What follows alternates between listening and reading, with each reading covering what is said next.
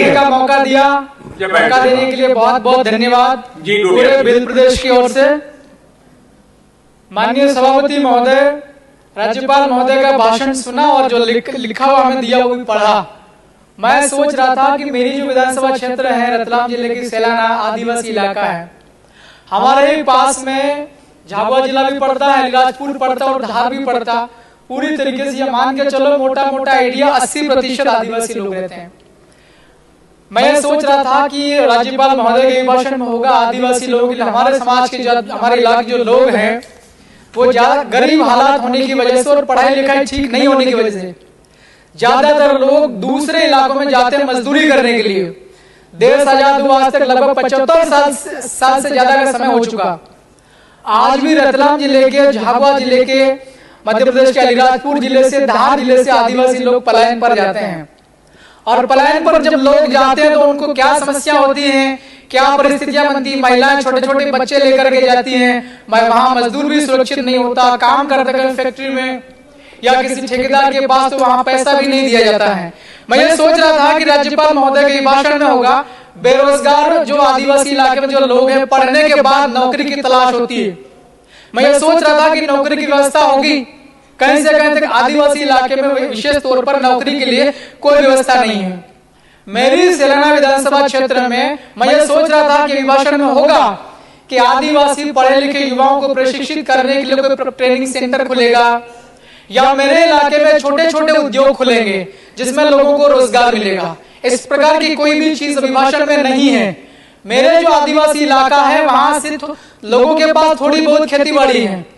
खेती बाड़ी तभी ठीक हो सकती है जब किसान को खेती करने में थोड़ी सहूलियत मिले। एक तो किसान को जब बीज खरीदना होता है तो बीज महंगा दिया जाता है और नकली बीज दिया जाता। दूसरा, उसको बीज बोने के बाद में खाद की जरूरत पड़ती है किसान को, तो खाद समय पर नहीं मिलता। और तीसरा, बिजली की कैसी स्थिति होती है किसान को सिंचाई करने के लिए। सीनियर वरिष्ठ सदस्य माननीय रावत साहब ने बता ही दिया आपको। इस बुरे दौर से किसान गुजरता। मैं सोच रहा था कि अभिभाषण में किसानों के फायदे के लिए कुछ होगा, लेकिन अभिभाषण में ऐसा कुछ नहीं मिला। अभी मैं आपके माध्यम से सभापति महोदय, एक सवाल है महामहिम राज्यपाल महोदय को कि भारत के संविधान में 5वीं अनुसूची लागू करने के लिए महामहिम राज्यपाल को हर साल महामहिम राष्ट्रपति को एक रिपोर्ट पेश की जाना चाहिए। भारत के संविधान के तो मैं नहीं कह रहा हूं मेरी ओर से कि हर साल आदिवासी इलाके में, अनुसूचित इलाके में, आदिवासी इलाके में कैसा प्रशासन चल रहा है और आदिवासी लोगों की कैसी प्रगति हो रही, यह रिपोर्ट महामहिम राज्यपाल साहब को हर साल राष्ट्रपति साहब को सौंपने की है। यह भारत के संविधान में इसकी व्यवस्था है। तो मैं अभिभाषण के ऊपर मैं यही बात कहना चाहता हूं, आपके माध्यम से यह सवाल है उन तक, यह जानना चाहिए। महामहिम राज्यपाल साहब भी उसी इलाके से आता हूं, भिल प्रदेश से, और मैं भी उसी इलाके से आता हूं। तो आदिवासियों की इतनी समस्याएं क्यों ध्यान को नहीं जा रहा है। परसों के दिन में लोकसभा का सत्र खत्म हुआ और कल अभी इतने देर से सारे माननीय सदस्य कह रहे थे मोदी जी कह रहे थे। ठीक है, हम भी मानते हैं भारत के प्रधानमंत्री माननीय हैं। इतने बुरी स्थिति है आदिवासियों की, आप लोगों को सूझ क्यों नहीं पड़ रही है। मैं सोच रहा था कि अभिभाषण में होगा कि मेरा जो इलाका आदिवासी बहुलता वाला, आबादी वाला, वहां एम्स की स्थापना करके जाएंगे मोदी जी, एम्स का लोकार्पण करके जाएंगे, उसकी घोषणा करके जाएंगे, IIT की घोषणा करके जाएंगे मोदी जी। मैं ऐसा सोच रहा था। आपके मोदी जी भी फेल हो गए। अब ये बात हो रही राज्यपाल साहब के अभिभाषण की। राज्यपाल साहब के अभिभाषण पर भी मैं सोच रहा था कि वहां एजुकेशन सिस्टम को ठीक करने की बात कही जाएगी अभिभाषण में। आदिवासी इलाके की स्कूल आप लोग देखेंगे वहां जाकर के क्या स्थिति है। मेरी विधानसभा क्षेत्र सेलाना पड़ती, वहां पर राउटी नाम का एक कस्बा है। अभी करीब 5-7 साल पहले कॉलेज खुला, केवल 2 टीचर्स है वहां पर, केवल 2, और कॉलेज है। हम सब लोग पढ़े लिखे लोग, हम सब माननीय विधायक हैं, आप लोग पढ़े लिखे हैं। एक कॉलेज को चलाने के लिए कितने प्रोफेसर की जरूरत पड़ती है, कितने फैकल्टी होना चाहिए। और वो भी एक स्कूल है, वो भी जर्जर भवन है, उसको PWD ने घोषित कर रखा है कि वो जर्जर है, वो स्कूल पुराना है और कभी भी गिर सकता। उसी स्कूल के अंदर में कॉलेज चल रहा है। मैं ये सोच रहा था कि राज्यपाल साहब के अभिभाषण में मेरा जो राउटी में कॉलेज चल रहा है वो कॉलेज, उसके लिए कोई बिल्डिंग बनेगी या कोई हम लोग नई फैकल्टी वहां जो लोग मांग कर रहे हैं वो बनेगी, ऐसा कुछ भी जिक्र नहीं है। पैसा कानून बना 1996 में और नियम बने 2022 में। जैसे जितना आप लोग करने के लिए नियम बना वो भी सारा उल्लंघन हो रहा। अभी हमारे विपक्षी एमएलए साहब ने कहा था, डॉक्टर हीरालाल जी अलावा ने, अभी धार जिले में डही में एक आदिवासी नौजवान जब अवैध तरीके से शराब की बिक्री होती है आदिवासी इलाके में, घर घर उस प्रकार से दारू की बिक्री होती है जैसी गर्मी के समय में आइसक्रीम बेची जाती है कुल्फी पर, उस तरीके से दारू बेची जाती है। आदिवासी इलाके में दारू को इस प्रकार से वितरण होता है जैसा दूध बांटने वाला व्यक्ति सवेरे सवेरे उठ करके मोटरसाइकिल पर दूध डिब्बे भर के बांटते, उस प्रकार से दारू बेची जा रही। क्या अवैध तरीके से शराब की बिक्री करने से सरकार को राजस्व में कुछ फायदा हो रहा है? हमारे इलाके के अंदर लोगों को जबरदस्ती अवैध तरीके से दारू बिकवा करके, शराब बिकवा करके लोगों की हत्या हो रही है। अर्जुन कनासिया करके नौजवान साथी थी, उसकी हत्या कर दी शराब माफियाओं ने। और मेरा रतलाम जिला पड़ता है, वहां बिलपांग थाना क्षेत्र है, 5.97 करोड़ की शराब अवैध उसकी हो रही थी, ट्रांसपोर्ट हो रहा था, 2 कंटेनर में भर के शराब पकड़ ली पुलिस करे। अभी माननीय सभापति महोदय, आपके माध्यम से मैं सरकार को कहना चाह रहा हूं, 6 करोड़ की शराब पकड़ी पुलिस और आबकारी विभाग के अधिकारियों ने मिलकर के उसको पूरा मामला दबा दिया। सभापति महोदय, मैं आपके माध्यम से सरकार से सवाल पूछ रहा हूं, क्या इसी प्रकार से सरकारें चलती है क्या? अवैध तरीके से शराब की बिक्री हो रही है, लोगों को मारे जा रहे हैं। मैं राज्यपाल महोदय के अभिभाषण में यह भी सोच रहा था कि पैसा कानून होगा वो ठीक से लागू होगा। लाखों की तादाद में आदिवासी लोग जो है जंगलों में रहते हैं, कई सालों से, कई सदियों से वो लोग अपने जंगल काट करके और अपनी आजीविका वहां पर जी रहे हैं। मैं ये सोच रहा था कि जिन लोगों ने फॉरेस्ट के वन अधिकार पत्र लेने के लिए जिन लोगों ने आवेदन कर रखे हैं, उन आवेदनों की दोबारा से पड़ताल होगी और उनको वन अधिकार पत्र दिए जाएंगे। महामहिम राज्यपाल महोदय के अभिभाषण में इस प्रकार की कोई भी बात नहीं कही।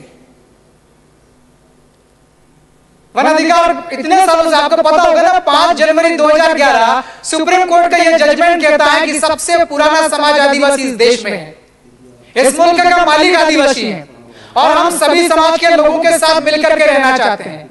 22 तारीख को उत्तर प्रदेश के अंदर अयोध्या में इतना सारे माननीय सदस्य चिल्ला चिल्ला के बोल रहे हैं, 4-5 दिन से मैं देख रहा हूं। आप पहले ये बताइए, भगवान श्री राम जब जंगल में गए थे तब कोई महल का व्यक्ति उनके साथ में नहीं आया था सपोर्ट में। माता शबरी जो बेल समाज की थी, उन्हें झूठे बेर टेस्ट करके खिलाते कि कड़वा बेर या सड़ा हुआ बेर न चला जाए राम जी के मुख में। तो उस दिन 22 तारीख को अयोध्या में इतना बड़ा कार्यक्रम किया, राष्ट्रपति महोदय को आपने नहीं बुलाया जो आदिवासी समाज की थी। तमाम प्रकार के पूरे देश में इतना सारा विधायक आदिवासी, उन सबको बुलाना चाहिए था। ये विधायक लोग सभी राज्यों के, सभी ये सांसद लोग आदिवासी समाज के, ये इस भारत देश के लिए देवता के समान है। इन लोगों को आपने क्यों नहीं बुलाया है? और जिस प्रकार से माता शबरी का राम जी का कार्यक्रम हुआ, ऐसा एक ऐसा कार्यक्रम माता शबरी का भी होना चाहिए। जहां जहां भगवान के पैर पड़े वहां तो आप लोग कर रहे हो कि हम लोग इसको तीर्थ स्थल बनाएंगे। शबरी माता किस काम से आती थी, ये कहां रहती थी, इसके भी आप लोग को ढूंढना पड़ेगा, बनाओ तीर्थ स्थल।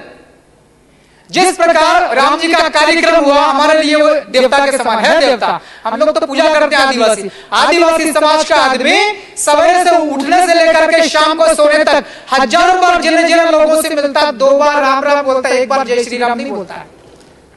तो जिस प्रकार से शबरी माता का आप लोगों ने छोड़ दिया ना 22 तारीख वाले कार्यक्रम में, ऐसा कैसा राज्यपाल साहब के अभिभाषण में आदिवासी लोगों को बिल्कुल छोड़ दिया।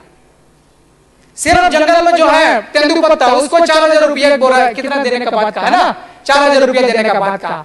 आदिवासी इलाके में एम्स कौन खोलेगा? क्या हमको नहीं पढ़ना है? आदिवासी इलाके के अंदर IIT कौन खोलेगा?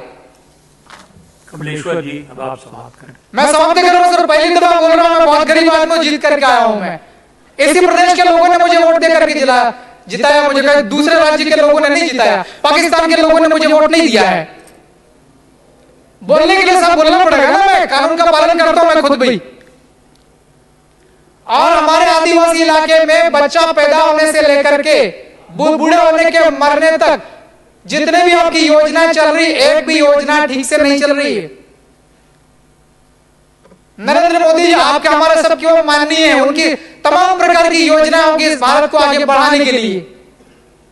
नल जल योजना में कितना बड़ा घोटाला हुआ, पूरे मध्य प्रदेश में तय करो। मैं तो कह रहा हूं कि हमारा जो इलाका में 2500 करोड़ के आसपास काम हुआ, ठीक है ना। आप लोग सर्वे करेगा, मैं खुद ही, जैसे भी रावत साहब कह रहे थे ना कि वो बिजली वाले मेरी उपस्थिति में आप लोग वेरीफाई करो। अब मैं भी विधायक हूं, मैं भी चुनकर के आई हूं, मेरी उपस्थिति में नल जल योजना कितने घरों तक आपने नल के माध्यम से पानी पहुंचाने के इंतजाम किए हैं, मैं खुद खड़ा लेकर हम वेरीफाई कर लेते हैं। 90% काम फर्जी हुआ है। कागज में कह दिया कि नल चल रहा, नल में पानी आ रहा, वहां जाके देखेंगे कोई नल नहीं बिछाया है और कोई पानी का कोई स्रोत तैयार नहीं किया है। ऐसी स्थिति हो रखी है हमारे इलाके में। तो दूसरे जिलों में, दूसरी विधानसभाओं में भी मेरे ख्याल से यही हालात होंगे। आप समाप्त करें।